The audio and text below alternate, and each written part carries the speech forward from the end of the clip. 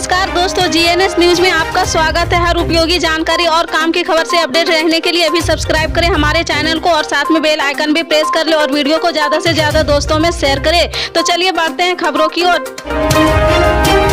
आपको बता दें, राहुल गांधी के नेतृत्व में निकाली जाने वाली भारत जोड़ो यात्रा के जम्मू कश्मीर राज्य में प्रवेश होने से पहले ही कांग्रेस के लिए एक बड़ा माहौल बन चुका है। जम्मू कश्मीर के पूर्व मुख्यमंत्री ताराचंद सहित कई वरिष्ठ नेता शुक्रवार को कांग्रेस पार्टी में दोबारा शामिल हो गए हैं। ये वो नेता है जिन्होंने गुलाम नबी आजाद के साथ कांग्रेस पार्टी छोड़ दी थी। ताराचंद के अलावा कांग्रेस के पाले में लौटने वाले अन्य प्रमुख नेताओं में पूर्व मंत्री पीरजादा मोहम्मद सहित पूर्व विधायक बलवान सिंह और गुलाम नबी आजाद की डेमोक्रेटिक आजाद पार्टी के जम्मू जिला अध्यक्ष विनोद शर्मा शामिल है। कांग्रेस नेता केसी वेणुगोपाल ने प्रेस कॉन्फ्रेंस करके इस बात की जानकारी दी है कि आगामी 2 सप्ताह के बाद कांग्रेस की भारत जोड़ो यात्रा जम्मू कश्मीर में प्रवेश करेगी। जम्मू कश्मीर में प्रवेश से पहले ही वहां पर कांग्रेस छोड़कर गए पुराने कांग्रेसी नेता इस यात्रा में शामिल होकर एक बार फिर घर वापसी करेंगे। 7 सितंबर को कन्याकुमारी से शुरू हुई कांग्रेस की भारत जोड़ो यात्रा 30 जनवरी को जम्मू कश्मीर में खत्म होगी। उन्होंने आगे कहा कि कांग्रेस की विचारधारा से समर्थन करने वाला हर व्यक्ति इस यात्रा से जुड़ रहा है। मेयर चुनाव से पहले एमसीडी में शुक्रवार को जमकर हंगामा हुआ है। आम आदमी पार्टी और भारतीय जनता पार्टी के पार्षदों के बीच जमकर झड़प हुई है। नारेबाजी और धक्का मुक्की से लेकर बात हाथापाई तक पहुंच गई है। शपथ लेने के बाद पीठासीन अधिकारी ने सबसे पहले एलजी की ओर से मनोनीत सदस्यों को शपथ दिलाने की बात कही तो अचानक माहौल बिगड़ गया है। भारी हंगामे के बीच कार्यवाही को 1 घंटे के लिए स्थगित करना पड़ा है। एक सदस्य ने शपथ ली थी कि आप सदस्यों ने नारेबाजी शुरू कर दी है। पार्षद पीठासीन अधिकारी के पास पहुंच गए हैं और विरोध शुरू कर दिया है। जवाब में भाजपा के पार्षदों ने मुख्यमंत्री अरविंद केजरीवाल के खिलाफ नारेबाजी शुरू कर दी है। पार्षद बेंचों पर खड़े हो गए हैं, एक दूसरे की धक्का मुक्की करने लगे हैं और भाजपा आप ने एक दूसरे पर मारपीट के आरोप लगाए हैं। गौरतलब है कि एलजी ने 10 पार्षदों को मनोनीत किया है। दिल्ली सरकार और आम आदमी पार्टी ने आपत्ति जाहिर की है और प्रक्रिया को गैर संवैधानिक करार दिया है। दिल्ली के मुख्यमंत्री अरविंद केजरीवाल ने एलजी को खत लिखकर अपनी नाराजगी जाहिर की है। आम आदमी पार्टी के प्रवक्ता सौरभ भारद्वाज ने कहा कि पहले तो गैर कानूनी तरीके से एलजी ने 10 सदस्यों को मनोनीत किया है, फिर भाजपा का पीठासीन अधिकारी नियुक्त किया गया है। मनोनीत सदस्यों को शपथ दिलाकर उन्हें वोटिंग में शामिल करने की कोशिश की जा रही, जबकि मनोनीत सदस्यों को वोटिंग का अधिकार नहीं होता है। कमोडिटी के दामों में गिरावट से आरबीआई अब राहत की सांस ले रहा और आरबीआई को उम्मीद है कि इससे आने वाले दिनों में महंगाई को कम करने में मदद मिलेगी।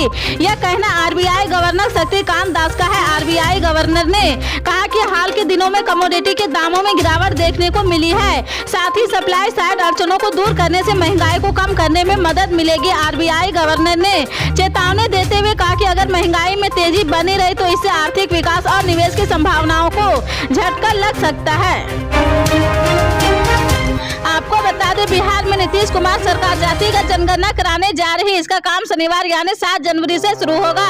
जातियों की गिनती का काम 2 चरणों में पूरा होगा। नीतीश सरकार लंबे समय से जातिगत जनगणना की मांग कर रही थी। नीतीश सरकार ने 18 फरवरी 2019 और फिर 27 फरवरी 2020 को जातीय जनगणना का प्रस्ताव बिहार विधानसभा और विधान परिषद में पास करा चुकी है। हालांकि केंद्र इसके खिलाफ रही है। केंद्र ने सुप्रीम कोर्ट में हलफनामा दायर कर साफ कर दिया था कि जातिगत जनगणना नहीं कराई जाएगी। केंद्र सरकार का कहना था कि ओबीसी जातियों की गिनती करना लंबा और कठिन काम है, पर अब नीतीश सरकार जातिगत जनगणना कराने जा रही, इसकी जिम्मेदारी सामान्य प्रशासन विभाग की दी गई है। इस साल मई तक जातिगत जनगणना का काम निपटाने को कहा गया है। ऐसे में जानना जरूरी है कि बिहार में जातिगत जनगणना कैसे होगी, जातियों की गिनती कैसे होगी। कंझावाला कांड में दिल्ली पुलिस को बड़ी कामयाबी मिली है। पुलिस ने मामले में 6ठे आरोपों को भी गिरफ्तार कर लिया है। अब जिसे गिरफ्तार किया गया है उसी की कार से हादसे को अंजाम दिया गया था। बलेनो कार का मालिक आशुतोष पुलिस के हाथे चढ़ गया है। इससे पहले बीते रविवार यानी 1 जनवरी को पुलिस ने 5 आरोपियों को गिरफ्तार किया था। दिल्ली पुलिस ने गुरुवार को प्रेस कॉन्फ्रेंस कर बताया था कि हादसे के वक्त आशुतोष मौजूद नहीं था, लेकिन उसने बाद में आरोपियों की मदद की थी। दिल्ली पुलिस ने बताया कि मामले में 2 आरोपी हैं जिन्हें गिरफ्तार किया जाना है। उनमें से आशुतोष भी गिरफ्तार हो चुका है। पुलिस को अब दूसरे संदिग्ध यानी अंकुश खन्ना की तलाश है। पुलिस ने कहा था कि मामले में 5 नहीं बल्कि 7 आरोपी हैं। देश के कई राज्यों में कड़ाके की ठंड पड़ रही है। राजधानी दिल्ली में न्यूनतम तापमान 1.8 डिग्री दर्ज दर्ज किया गया है। मौसम विभाग के मुताबिक दिल्ली में शुक्रवार सुबह विजिबिलिटी 150 मीटर तक ही थी। वहीं राजस्थान, पंजाब, हरियाणा, चंडीगढ़ और उत्तर प्रदेश में कुछ इलाकों में घना से बहुत घना कोहरा छाए रहने की संभावना है। वहीं कड़ाके की ठंड के चलते कानपुर में हृदय रोग की समस्या तेजी से बढ़ी है। कानपुर के हार्ट इंस्टीट्यूट में हार्ट के मरीजों की संख्या अचानक से बढ़ गई है। गुरुवार को संस्था में 24 घंटे में 7 मरीजों की मौत हो गई है। कानपुर शहर में हार्ट अटैक और ब्रेन स्ट्रोक से 25 मरीजों की मौत हुई है। यूजर्स के लिए बड़ी खुशखबरी है। अच्छे एक्सपीरियंस के लिए व्हाट्सएप नए फीचर्स लाता है। अब व्हाट्सएप के डेवलपर्स ने इसे एक और कदम आगे ले जाने का निर्णय किया है। व्हाट्सएप का नया फीचर इसको साबित करना चाहता है। बता दें कि व्हाट्सएप ने दुनिया भर में प्रॉक्सी सपोर्ट को लॉन्च किया है। अब प्रॉक्सी सपोर्ट के जरिए यूजर्स बिना इंटरनेट के व्हाट्सएप चला सकेंगे। वे अपने दोस्तों से इंटरनेट के बिना चैट कर पाएंगे। व्हाट्सएप का नया फीचर से यूजर्स को खूब पसंद आ रहा है। चीन और अमेरिका के साथ साथ दुनिया भर में कोरोना केस एक बार फिर तेजी से बढ़ रहे। भारत में कोरोना मामलों में उछाल आया है। स्वास्थ्य मंत्रालय के आंकड़ों के मुताबिक भारत में पिछले 24 घंटों में कोविड-19 के 228 नए मामले दर्ज किए गए हैं। इसके साथ ही अब सक्रिय मामलों की संख्या 2503 हो गई है। वहीं देश में पिछले 24 घंटों में 275 लोग ठीक हुए हैं, जिसके बाद कुल ठीक होने वालों की संख्या बढ़कर 4,41,46,330 हो गई है। इसके साथ ही ठीक होने की दर वर्तमान में 98.8% है और सक्रिय मामले 0.1% है। मध्य प्रदेश के ग्वालियर में एमपी एमएलए कोर्ट से जुड़ा एक मामला इन दिनों सुर्खियों में है। दरअसल अवैध हथियार खरीद के मामले में पुलिस ने पूर्व रेल मंत्री और पूर्व मुख्यमंत्री लालू प्रसाद यादव को ही आरोपी बना दिया है। एमपी एमएलए कोर्ट ने भी पूर्व मुख्यमंत्री लालू प्रसाद यादव को आरोपी मानते हुए उनके खिलाफ गिरफ्तारी वारंट जारी कर दिया। खास बात यह है कि जिम्मेदार अधिकारियों ने इस बात की तस्दीक ही नहीं की है वो लालू प्रसाद यादव ही है या फिर उसी का नाम का कोई दूसरा व्यक्ति है। सांसद, मंत्री और विधायकों की सुनवाई के लिए गठित एमपी एमएलए कोर्ट में इसलिए सुनवाई की जा रही थी क्योंकि यह मामला पूर्व मुख्यमंत्री लालू प्रसाद यादव से जुड़ा है, जबकि हकीकत ऐसा नहीं था। मिलते जुलते नामों की वजह से ऐसा हुआ है। वित्त वर्ष 2023-24 के बजट की तैयारियां जोर शोर से चल रही है। 31 जनवरी को बजट सत्र शुरू हो जाएगा और 1 फरवरी 2023 को वित्त मंत्री निर्मला सीतारमण आम बजट पेश करेगी। मोदी सरकार के दूसरे कार्यकाल का यह आखिरी पूर्ण बजट होगा। सरकार की कोशिश चुनाव से पहले पेश होने वाले बजट को लोक लुभावन बनाने पर है। किसानों, सैलरीड क्लास और कारोबारियों को भी इस बजट से काफी उम्मीदें हैं। आयकर छूट के मामले में सैलरीड क्लास को पिछले कई बजट से किसी तरह की राहत नहीं मिली है। आइए बात करते हैं निर्मला सीतारमण के रिकॉर्ड के बारे में। वित्त मंत्री निर्मला सीतारमण ने पहली बार 2019 में बजट पेश किया था। इस बजट को पढ़ने में उन्हें 2.25 घंटे का समय लगाया था। इसके बाद 2020 के बजट भाषण को पढ़ने में उन्हें 2 घंटे 41 मिनट का समय लगा था। सबसे लंबे बजट भाषण का रिकॉर्ड भी निर्मला सीतारमण के ही नाम है। इस बजट भाषण में 18,926 शब्द थे। इसके बाद 2021 में वित्त मंत्री की तरफ से पेश किए गए बजट को पढ़ने में उन्हें 1 घंटा 50 मिनट लगा था। साल 2022 में यह अवधि घटकर 1 घंटा 32 मिनट रह गई थी।